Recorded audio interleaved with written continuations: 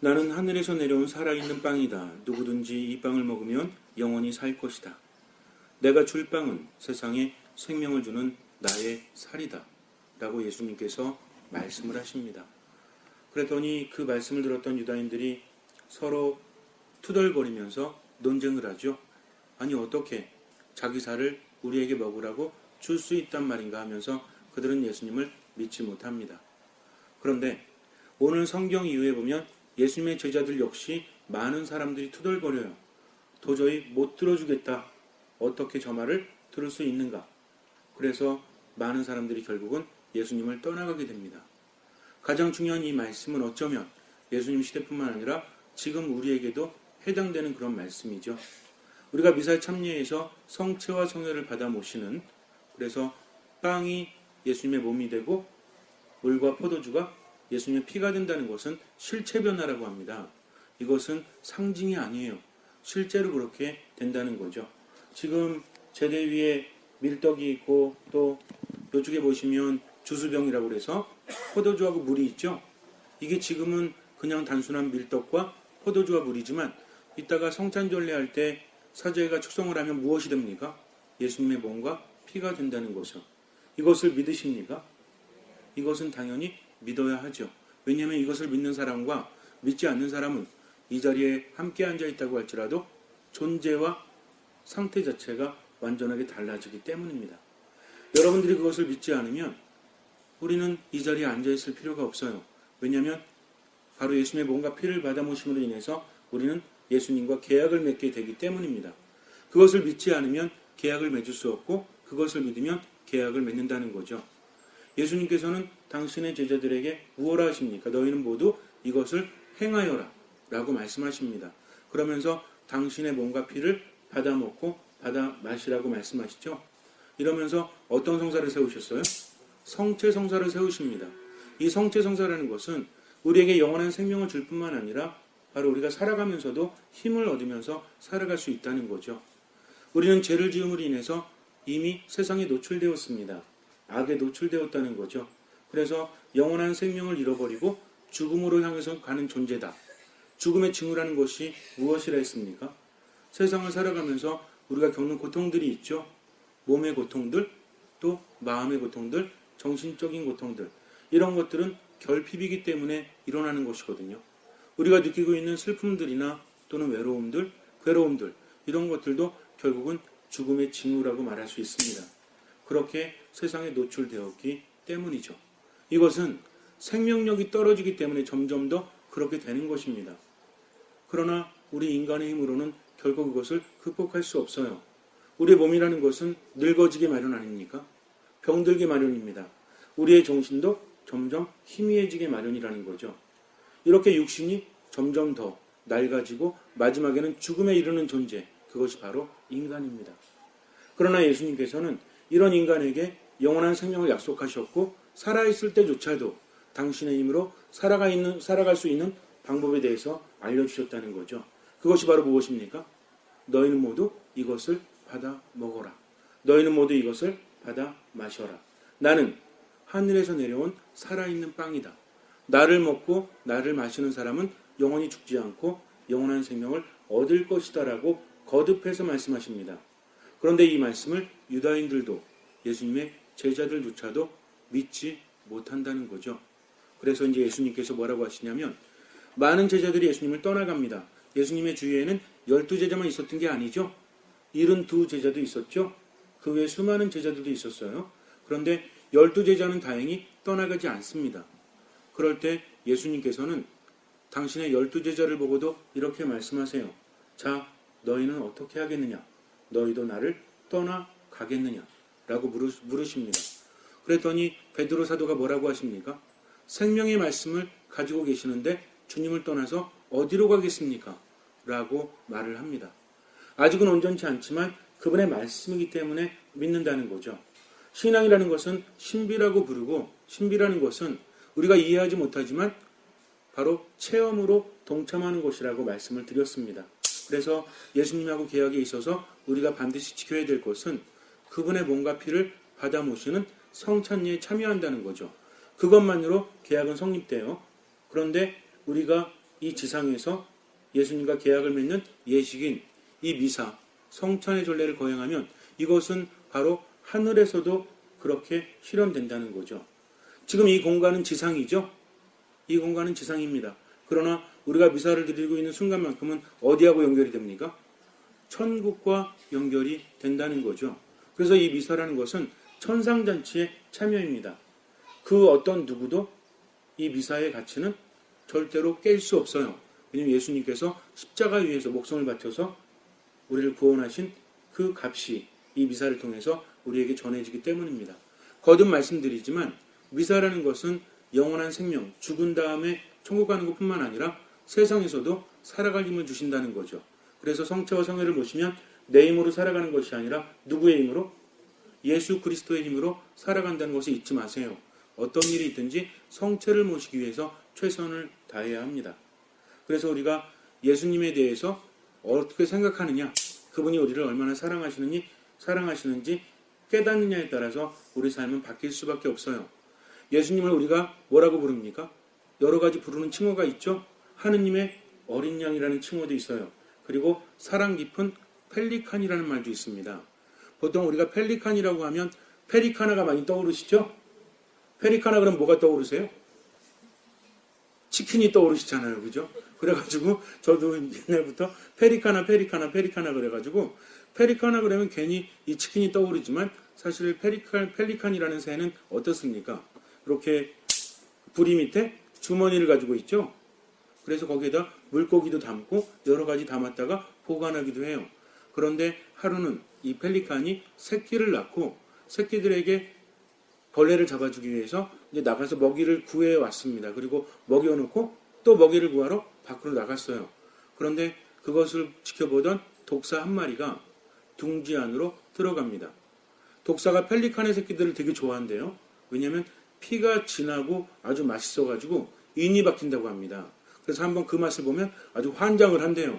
그래서 이렇게 있다가 뱀이 이렇게 딱 보니까 펠리칸의 둥지가 있었고 어미새가 날아가니까 새끼들만 남았죠. 이게 웬 떡이냐 하면서 이제 그 안으로 들어간 거죠. 그래서 한 번씩 물어요. 이렇게 물으니까 뭐가 퍼집니까? 독이 퍼지죠. 그래서 새끼들은 마비 상태에서 죽음을 향해서 점점 더 의식을 잃어갑니다. 멀리에서 먹을 것을 구해오던 어미새가 그것을 보고 깜짝 놀라서 달려오죠. 그리고 뱀과 사투를 벌입니다. 그래서 결국에는 뱀을 물어 죽여요. 뱀을 밖으로 떨어뜨립니다. 그런데 새끼들은 죽음의 초에 있죠. 점점 의식을 잃어가고 있습니다. 그래서 어미는 극단의 조치를 취합니다. 새끼들의 살을 물어뜯어요. 그래서 피가 흐르게 합니다. 원래는 진했던 피였지만 독사의 독으로 인해서 피가 묽어졌습니다. 그 피가 다 빠지고 나니까 이제는 어때요? 고통에 몸부림치면서 깨어났죠? 이제 고통스러우면 죽음으로 가다가도 정신이 버떡 들지 않습니까? 근데 문제는 뭐예요? 피가 모자란다는 겁니다. 그래서 어미새는 자기 몸에서 가장 뜨거운 피가 흐르는 부분을 자기의 부리로 쪼아댑니다. 그리고 그것을 자기의 부리 주머니에 담았다가 새끼들에게 수혈을 하기 시작합니다. 근데 이 피가 너무나 진해가지고 밖으로 새어나오질 않는데요. 그렇게 새끼들은 정신을 차립니다. 그러나 피를 다 쏟은 어미새는 어떻게 돼요? 그 자리에서 죽고 만다는 거죠.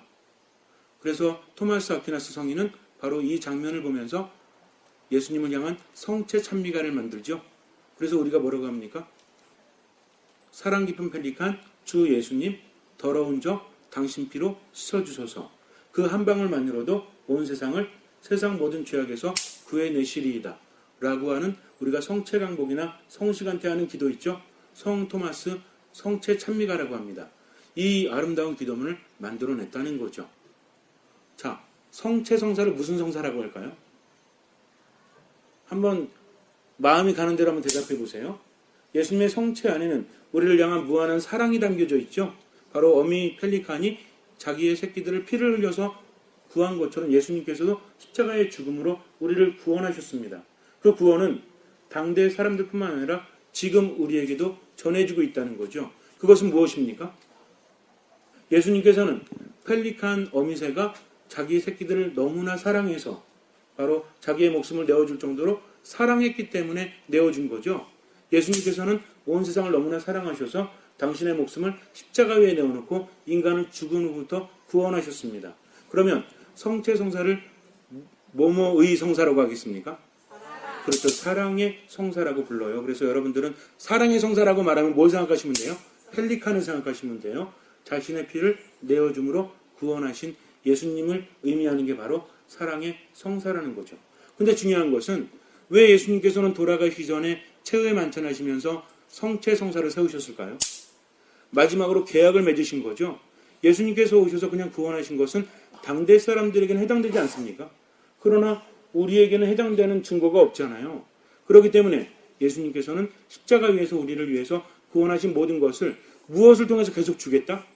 내가 지금 십자가를 지고 죽지만 그래서 너희들을 구원하지만 이 구원이라는 것은 세상 끝날까지 이어진다라는 말씀으로 무엇을 세우십니까? 성체성사 계약을 맺으신다는 거죠. 그래서 우리가 그 계약을 뭐라고 불러요?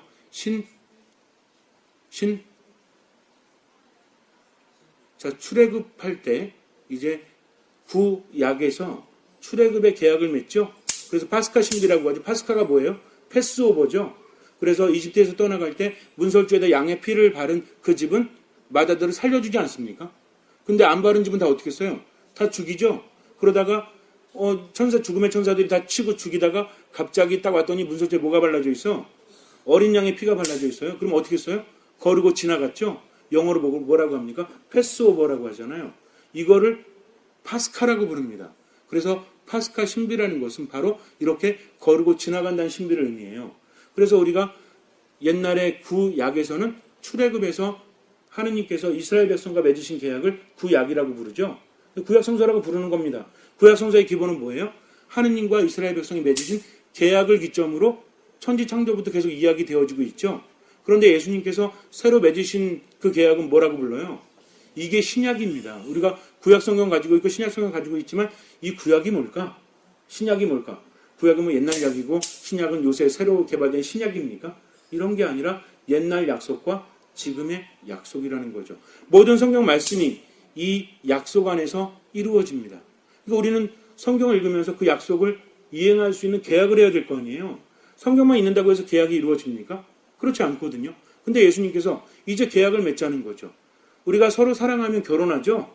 결혼도 어떻게 하는 겁니까? 좋아서 그냥 같이 살면은 뭐 부부지 무슨 꼭 계약까지 맺어야 돼요? 그럼 여러분들 그냥 사시겠습니까? 근데 우리는 계약을 다 맺죠? 신성한 계약 어디서 맺어요?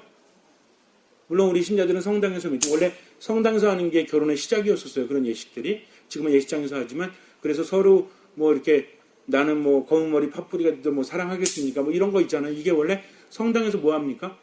선서하잖아요. 선서. 서약한다고 하죠. 마찬가지입니다. 그래서 예수님께서는 마지막으로 계약을 맺으셨는데 이 계약이 신약이고 이 계약은 무엇을 통해서? 성체 성사를 통해서 우리에게 전해지고 있다는 거죠. 그러니까 여기 참여하는 사람은 바로 2000년 전에 예수님께서 최후의 만찬 때 맺으신 계약에 참여하는 겁니다. 여러분들이 지금 그렇게 하고 있다니까요. 그럼 예수님은 누구십니까?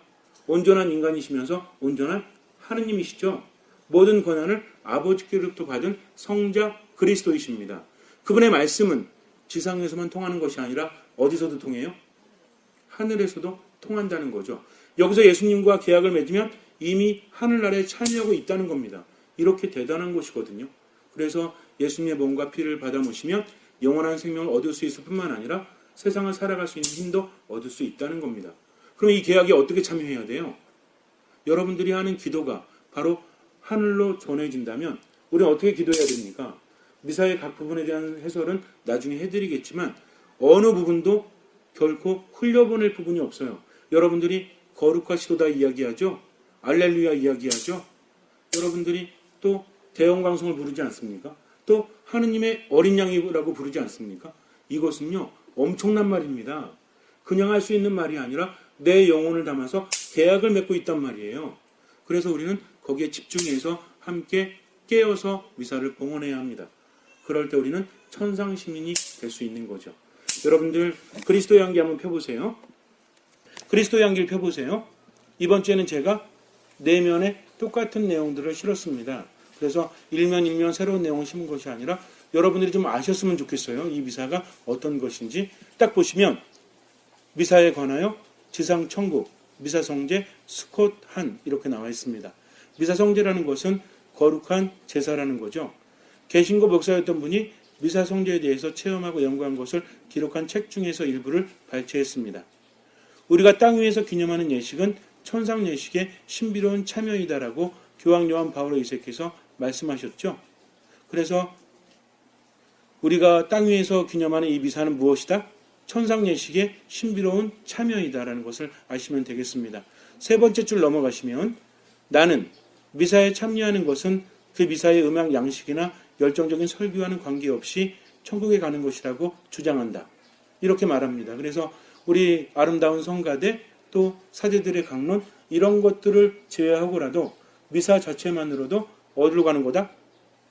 천국으로 가는 길이라는 거죠. 왜냐하면 예수님께서 그렇게 값을 치르셨기 때문입니다. 그러나 기도의 정성을 다하지 않고 날림으로 거행되는 미사에서는 아름다운 면을 찾아볼 수가 없다는 것을 유념해야 한다.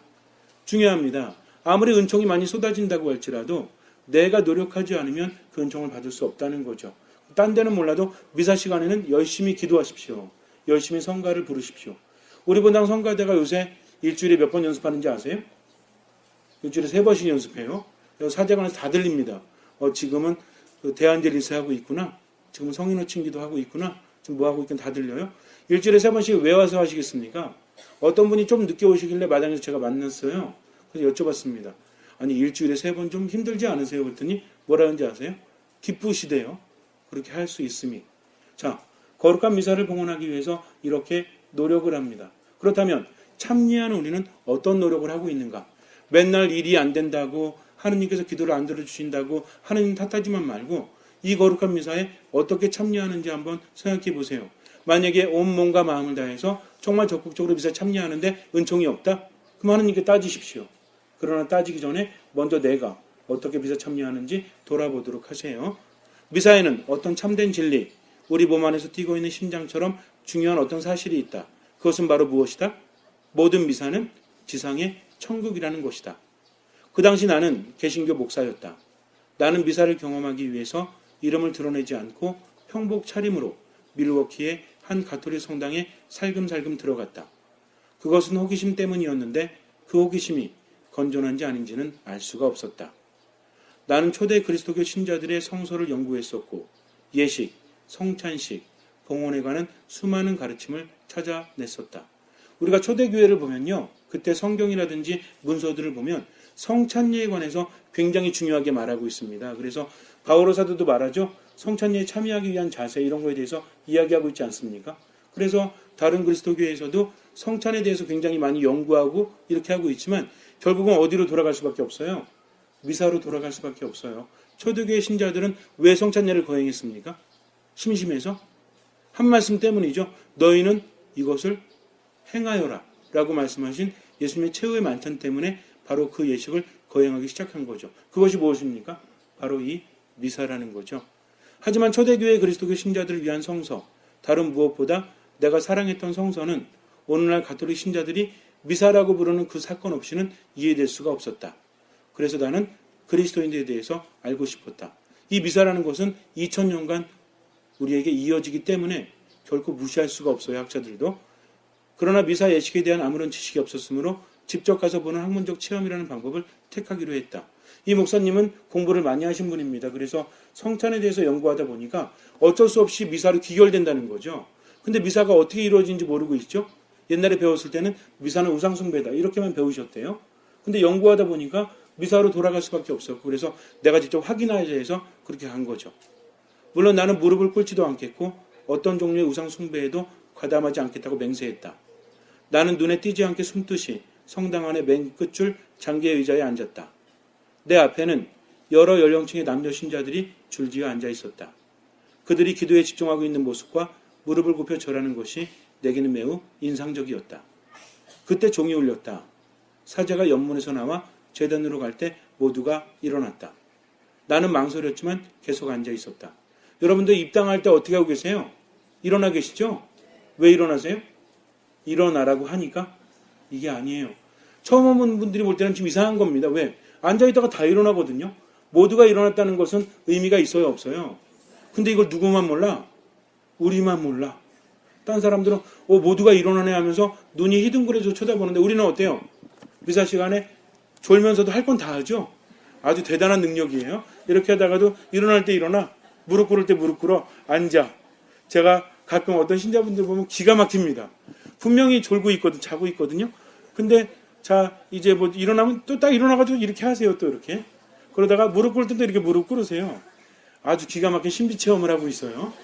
여러분들이 미사 시간 하는 행동이 어떤 의미인지 잘 생각해 보세요. 왜 일어납니까? 그리스도를 맞이한다는 거죠. 사제가 입당할 때 모두 일어서십시오. 입당선과 몇 장을 부르겠습니다라고 하는 것은 입당하는 누구를 맞이하는 거죠? 그리스도인 사제를 맞이하는 겁니다. 근데 예수님보다 늦게 오면 돼요, 안 돼요? 안 되죠. 그래서 미사 시간은 일찍 와서 입당선과 해야 돼요. 그리고 마지막엔 뭐 부르죠? 퇴장선과. 누구 퇴장하라는 거야? 퇴장선과 부르면 사제는 퇴장하지 않았는데 뒤에서 막 퇴장해요. 그래서 나가보면 뭐 하고 있어? 커피 마시고 있어. 퇴장선과는 누구 퇴장하라는 겁니까? 사제 퇴장하라는 거예요. 선과를 여러분들이 부르고 있는 겁니다. 그리스도께서 나가시는 것을 우리가 그분을 보내드리면서 마지막 노래를 부르고 있다는 거죠. 그래서 오줌보가 터지기 전에는 절대로 퇴장선과선에 나가지 마십시오. 무슨 얘기인지 아시겠습니까? 아주 특별한 사유가 있지 않는 한 우리는 입당 전에 퇴장 후에 성당을 나갑니다. 그리고 나는 복음 중심적인 칼빈주의자로서 칼뱅파라고 들어보셨죠? 그래서 그 칼빈주의자로서 미사는 인간이 저지르는 가장 큰 신성 모독으로 종교의식이라고 배웠었다. 우리가 요즘에 장로교회라고 알고 있는 그게 원래 칼뱅에서 나왔죠. 그래서 나는 기꺼이 관찰자로 있기로 했다. 나는 내 성서를 옆에 펼쳐놓고서 앉아 있었다. 이분은 지금 뭐만 믿고 있는 겁니까? 성서, 아까 말씀드렸지만 오직 성서만으로. 미사에 참여하면서도 앞에 뭐 피고 있어요? 성경 피고 그것만 바라보고 있었던 거죠. 그러나 나는 미사가 진행되는 동안 마음의 동요를 느꼈다. 나는 더 이상 내 성서를 보지 않았다. 성서는 내 앞에 미사의 말씀 안에 있었다. 첫 번째 말씀은 이사야서였고 두 번째 말씀은 시편이었다. 또 하나는 바울의 서간이었다. 이 말씀들은 나를 압도했다. 미사는 어떻게 이루어져 있습니까? 말씀 전례와 성찬 전례로 이루어져 있죠. 여러분들 이게 얼마나 대단한 건지 아십니까? 말씀 전례에는 누구의 말씀이 선포가 돼요? 하느님의 말씀이 선포됩니다. 성찬 전례에는 하느님의 몸을 내가 받아 모신다는 거죠. 그래서 우리 독서자들이 뭐라고 그래요? 주님의 말씀입니다. 그럼 여러분들 뭐라고 하십니까? 하느님 감사합니다라고 그냥 말하는 게 아니에요. 딴 사람들 와서 들으면 아주 놀랍니다. 왜? 엄청난 말을 지금 하고 있거든요. 하느님 감사합니다 하고 있습니다. 그리고 복음이 끝나면 뭐라고 그래요? 그리스도님 찬미합니다라고 우리가 말하고 있다는 것은 우리만 의식하지 못하지 밖에 사람들이 볼 때는 너무나 대단한 거예요. 보통 우리가 사랑 고백하죠. 나는 당신을 사랑합니다. 나랑 결혼해 주십시오. 그러면 어때요? 듣고 그래. 하고 그냥 이렇게 살아가요? 깜짝 놀라지 않습니까? 나를 사랑한다고 하면. 여러분들 누군가 사랑한다고 했을 때 어땠어요? 가슴이. 너무 오래돼서 기억나지 않죠? 너무나 가슴이 두근두근 막 떨리지 않습니까? 그 순간이라니까요. 바로 말씀을 듣고 그렇게 합니다. 넘겨보세요. 나는 모든 것을 중지시키고 싶었고 크게 소리 지르고 싶었다. 지금 무슨 일이 일어나는지 설명해도 될까요? 정말 엄청나군요. 그러나 나는 관찰자의 역할을 충실히 지켰다. 나는 사제가 성체 성혈의 성찬 제정과 축성 기도문을 말하는 것을 들을 때까지 그대로 앉아 있었다. 언제 이렇게 합니까? 성찬 전례가 시작되면 여러분들 거룩하시도다 외치시죠? 그리고 무릎을 꿇죠? 그리고 사제는 어떻게 합니까? 예수 그리스도의 몸과 피가 되게 하소서 하면서 빵과 포도주를 축성하죠. 이 순간에 뭐가 돼요? 따라서 실체 변화. 이거는 상징이 아닙니다. 바로 밀떡이 뭐가 돼요? 예수님의 몸이 됩니다. 그리고 물과 포도주가 뭐가 되죠? 예수님의 피가 됩니다. 왜 그래요? 예수님의 계약이 있었기 때문입니다. 아까도 말씀드렸지만 야 뭐야 자기 살을 준다는 거야? 라고 의심했던 유다인들이나 지금 야 이 빵이 어떻게 예수님의 몸이냐? 이 물과 포도주는 섞었다고 이거 어떻게 예수님의 피가 돼? 라고 말하는 사람과 다를 게 없어요. 그러나 그런 사람에게 예수님은 어떻게 말씀하십니까? 야 이게 어떻게 해서 피가 되냐면 어떻게 해서 몸이 되냐면 이런 거 말씀 안 하세요. 내가 진실로 너희에게 말한다. 내 몸을 먹고 내 피를 마시는 사람은 영원히 살 것이요 내 힘으로 살아갈 것, 나로 말미암아 살아갈 것이다 라고 말씀하시지 다른 이유 되지 않습니다. 이게 뭐예요? 계시라는 거죠. 계시는 우리가 이해할 수 없어요. 그 계약에 참여하는 것 뿐입니다. 여러분들은 그 계약에 참여하고 있어요. 그래서 요구하면 나머지는 받는다는 게 계약이죠. 계약은 다른 거 아니에요. 뭘 이행하면 나머지를 받을 수 있다가 바로 계약이라는 겁니다. 그래서 보세요, 다 같이. 그 순간부터 나는 제정신이 아니었다. 이분은 공부를 많이 하신 분이기 때문에 지금 엄청난 정신적인 충격을 받고 있는 겁니다. 이 말씀은 내 안에서 솟아오르는 어떤 감격보다도 더 큰 감격이었다. 그리고 그 감격은 신자들이 일제히 하느님의 어린 양, 하느님의 어린 양, 하느님의 어린 양이라고 말하는 것을 들었을 때 더욱 커졌다. 사제는 보라, 하느님의 어린 양이라고 화답하며 성체를 들어올렸다. 1분도 채 안 되는 짧은 순간에 하느님의 어린 양이라는 표현이 몇 번 나왔죠? 4번이나 반복됩니다. 나는 여러 해 동안 성서 연구를 해왔기 때문에 내가 요한 묵시록 속에 들어와 있다는 것을 알았다. 22장으로 이루어진 요한 묵시록 속에서 예수님은 28번 이상 어린 양으로 표현되고 있다. 나는 성서의 마지막 책인 요한 묵시록 속에 혼인잔치에 참석하고 있었던 것이다. 나는 하늘의 옥자 앞에 서 있었다. 거기에서 예수님은 언제나 어린 양으로 찬미되고 흠숭 받으신다. 거기에 대해 나는 아무런 준비가 되어 있지 않았다. 하지만 나는 바로 그 잔치 미사에 참석하고 있었던 것이다. 다음날 나는 다시 미사에 갔다. 그리고 그 다음날도 다시 찾아갈 때마다 나는 내 눈앞에서 이루어지는 것들을 성소에서 더 많이 찾아내었다. 어두운 성당 안에서 천사와 하늘에 계신 성인들이 하느님을 섬기는 것을 묘사한 요한 묵시록만큼 나에게 그 모습을 그렇게 명확하게 보여주는 책은 없었다. 그러나 나는 그 책에서 보았던 모습 그대로 이 성당 안에서 보고 있었다. 축제 옷을 입고 있는 사제와 제단과 거룩하시도다, 거룩하시도다, 거룩하시도다라고 노래 부르며 모여있는 회중들. 여러분들이 미사 시간에 거룩하시도다 하죠? 이거 바로 누가 했던 겁니까? 천사들과 성인들이 하느님 옥자 옆에서 부르는 그 노래가 바로 미사 때 재현된다는 겁니다. 그래서 요한 묵시록을 보면요, 천상에 대한 묘사가 나와 있어요. 어린 양이 있고 성인들과 천사들이 있고 거기서 행해지는 예식이 어디서 행해진다? 이 미사에서 행해지는 걸 보고 이 목사님은 깜짝 놀란 겁니다. 그런데 누구만 몰라요?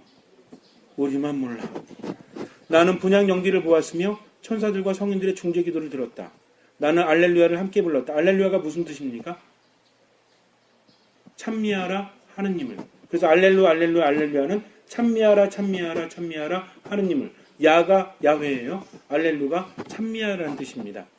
나는 분향 연기를 보았으며 나는 알렐루야를 함께 불렀다. 내 스스로 하느님을 섬기는 미사 전례 안에 점점 더 끌려 들어감을 느꼈기 때문이었다. 하지만 나는 그 뒤로도 여전히 맨 끝줄에 성소를 펼쳐놓고 앉았다. 나는 제대 위에서 거행되는 예식에 참여해야 할지, 묵시록 안에서 보여지는 예식을 관찰해야 할지 갈피를 잡을 수가 없었다. 왜 그랬습니까? 처음에는 미사에 대해서 알기 위해서 와서 묵시록에 대한 연구를 많이 했기 때문에 지금 미사를 보니까 뭐가 떠올라 자꾸? 묵시록이 떠오르죠? 하느님의 어자와 어린 양과 천사들과 성인들. 근데 자꾸 미사를 보다 보니까 이제 뭐를 보면 안 될 것 같아요? 성경을 보면 안 될 것 같아요. 왜? 성경이 지금 여기에서 펼쳐지고 있기 때문에 지금 이걸 봐야 될지 미사를 봐야 될지 모르겠다고 고백하고 있는 겁니다. 그만큼 미사 안에서 이런 것들이 실현되고 있기 때문이죠. 나는 초대교회를 연구하고 싶은 새로운 열정에 빠지게 되었다.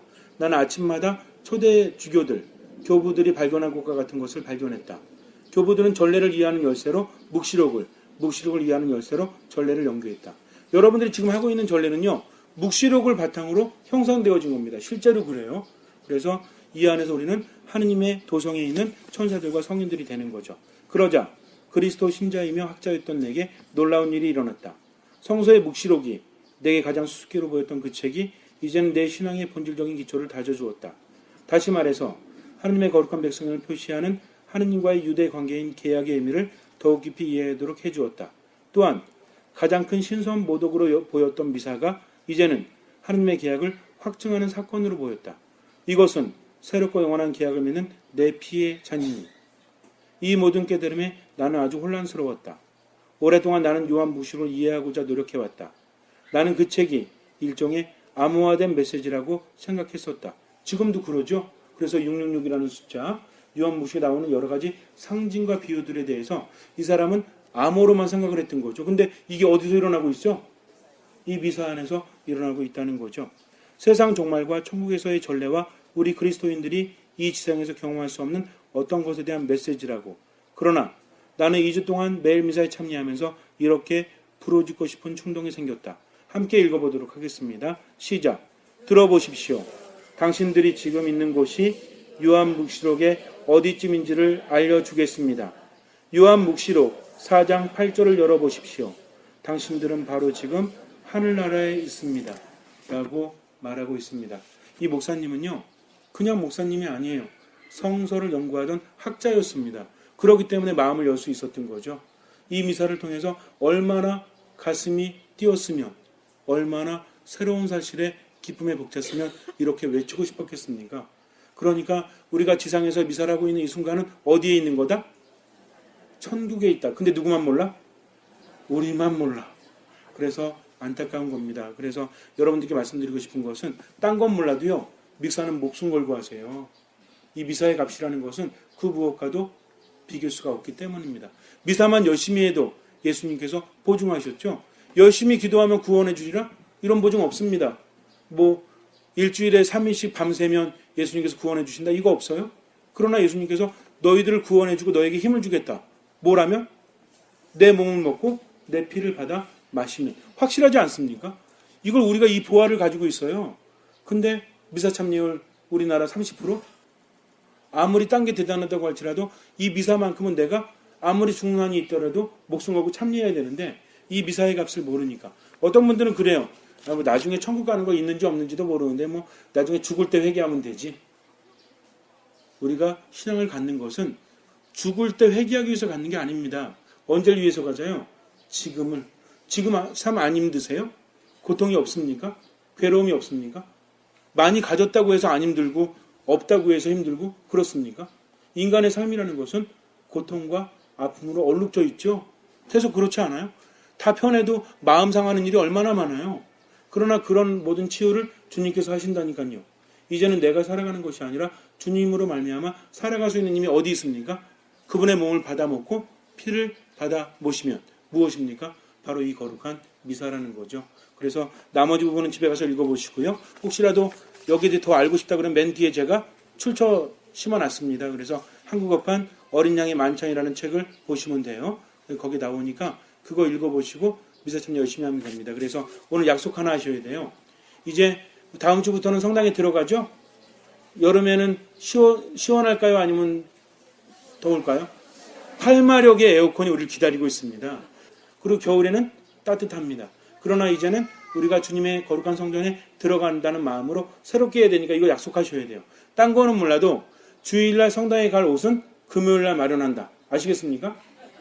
무슨 얘기인지 아시겠죠? 그러니까 주일날 성당에 갈 옷은 언제 마련한다? 금요일날 드라이 클리닝을 하든 대리든 아니면 빨아서 털든 해가지고 딱 걸어놓습니다. 그리고 포스트잇으로 붙여놓으세요. 미사 참여할 옷 건들지 마시오. 이렇게 해놓고 주일날 그 옷을 입고 성당에 와보십시오. 마음가짐이 다릅니다. 허겁지겁 미사 시간 돼가지고 옷 대충 입고 오다가 양말 거꾸로 신었네 이러면 안 돼요. 그럼 미사 참여에 온전히 마음을 머물겠습니까? 그렇게 한번 해보십시오. 그래서 다른 거 몰라도 어떤 분은 돈이 없시오. 저에게 오십시오. 남대문 같이 갑시다. 준비된 옷을 입고 거룩한 미사에 참여한다. 아시겠습니까? 그리고 기도는 어떻게 한다? 큰 소리로 한다. 그래서 미사 때는 이제 이것만 기억하세요. 우리가 하나님을 사랑할 때는 4가지를 다 한다고 그랬죠? 뭐예요? 힘을 다하고 정신을 다하고 마음을 다하고 목숨을 다해서 하나님을 사랑하는 만큼 미사에 참여합니다. 이렇게 하니까 외우기 힘들죠? 자, 똑바로 보세요. 여러분들 오늘 다 외우도록 만들겠습니다. 우리에게는 몸이 있죠? 그리고 뭐가 있어요? 머리가 있죠? 그 뭐가 있어요? 마음이 있죠? 이 3가지를 다 해서 하나님을 찬양해야 되는데 몸으로 상징되는 건 뭡니까? 힘이죠, 힘. 그렇죠? 머리는 뭐예요? 정신이죠? 또 여기는 마음이죠? 이 3가지 합치면 뭡니까? 목숨이죠. 자, 그러니까 첫 번째 뭘 다합니까? 힘을 다합니다. 그리고 뭘 다합니까? 정신을 다합니다. 그리고 뭘 다합니까? 마음을 다합니다. 마지막으로 목숨을 다해서 하느님을 사랑하라고 했으니 우리는 어떻게 미사에 참여합니까? 시작! 힘을 다하고 정신을 다하고 마음을 다하고 목숨을 다하고 어떤 이런 힘을 다하고 이러고 있어요? 딴 거 생각하지 마세요. 저를 보시면 몸이 있죠? 또 머리가 있고 마음이 있어요. 다시 하겠습니다. 시작! 힘을 다하고 정신을 다하고 마음을 다하고 목숨을 다해서 미사에 참여합니다. 그것만 지키십시오. 주님께서는 그 믿음을 보시고 우리 삶에 놀라운 기적을 일으켜 주실 것입니다.